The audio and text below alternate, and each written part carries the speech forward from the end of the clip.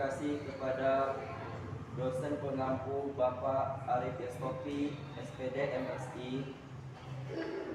Kami dari kelompok 5 Manajemen dan Keselamatan Labor kali ini ingin mempresentasikan hasil diskusi kerja kami yang beranggotakan saya sendiri sebagai moderator, Malik Fajar, dan pemateri 1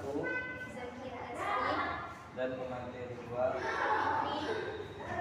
Baiklah, langsung saja pada pembahasan materi 1. Latar belakang diperlukannya keselamatan kerja. Mengapa diperlukannya keselamatan kerja? Karena dalam suatu pekerjaan pasti memiliki bahaya. Bahaya dapat ditemukan dengan berbagai bentuk, seperti benda tajam, benda jatuh, percikan api, bahan kimia, kebisingan, dan semua situasi yang membahayakan.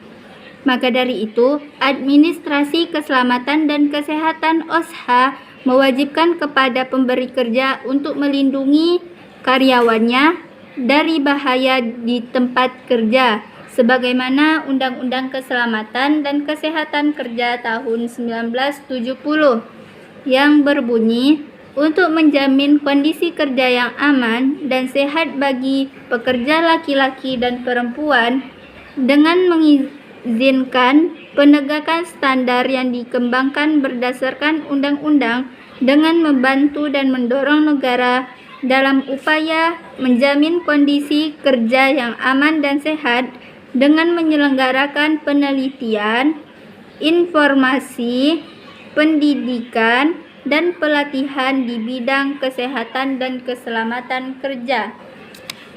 Secara umum, tanggung jawab kerja pertama ialah melakukan penilaian bahaya untuk mengidentifikasi dan mengendalikan bahaya fisik dan kesehatan.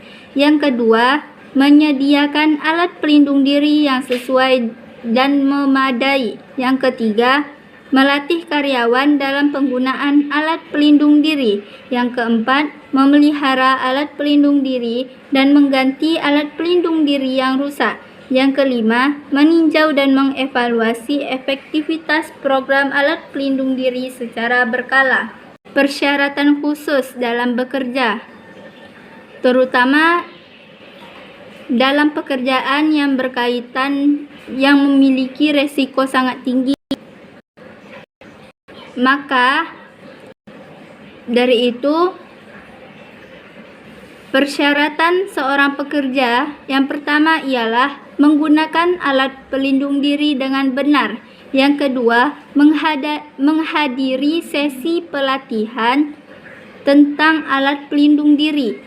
Yang ketiga, merawat dan membersihkan serta memelihara alat pelindung diri. Yang keempat, memberitahu tentang perlunya memperbaiki atau mengganti alat pelindung diri tersebut. Jadi, sebagai seorang pekerja, jika rasanya alat pelindung diri yang digunakan itu tidak memadai, maka segera membuat laporan untuk mengganti alat pelindung diri tersebut. Selanjutnya, penilaian bahaya. Penilaian bahaya merupakan langkah penting pertama dalam melindungi karyawan dalam mengamati bahaya fisik dan kesehatan di tempat kerja. Potensi bahaya berhubungan dengan fisik dan kesehatan. Contohnya, bahaya fisik. Yang pertama, benda bergerak. Yang kedua, suhu yang tinggi. Yang ketiga, cahaya terintensitas. Yang keempat, benda terguling atau terjepit. Yang kelima, sambungan listrik. Yang keenam, ujung tajam. Yang ketujuh, debu yang berlebihan. Yang kedelapan, bahan kimia. Yang kesembilan, radiasi yang mengerikan.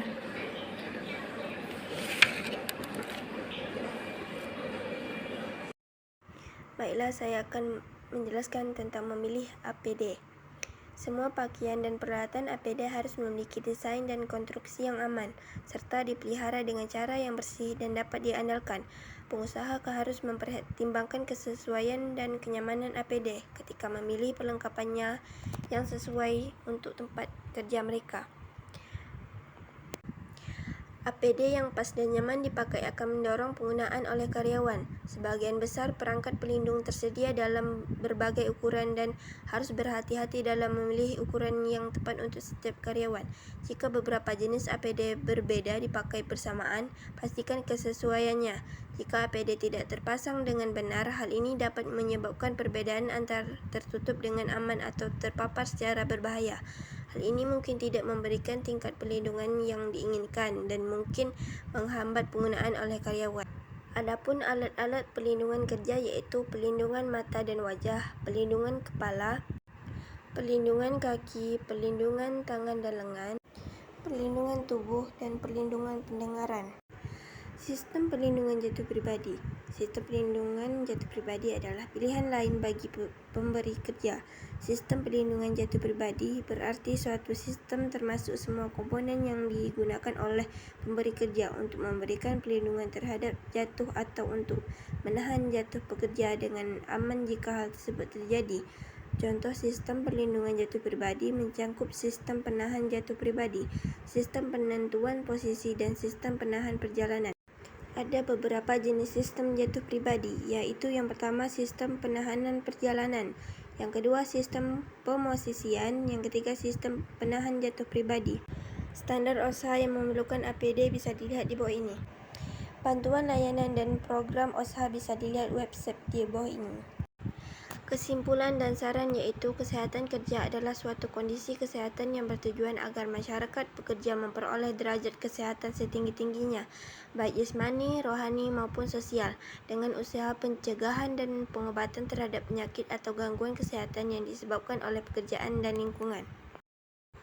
Untuk mengantisipasi terjadinya penyebab kecelakaan kerja, maka perlu lebih banyak dilakukan sosialisasi dan pengaruh atau pertemuan-pertemuan lapangan yang diikuti oleh semua pihak, mulai dari pekerja, mandor, dan subkontraktor, agar pekerja memiliki budaya yang aman, disiplin, dan lebih memperhatikan keselamatan kerja.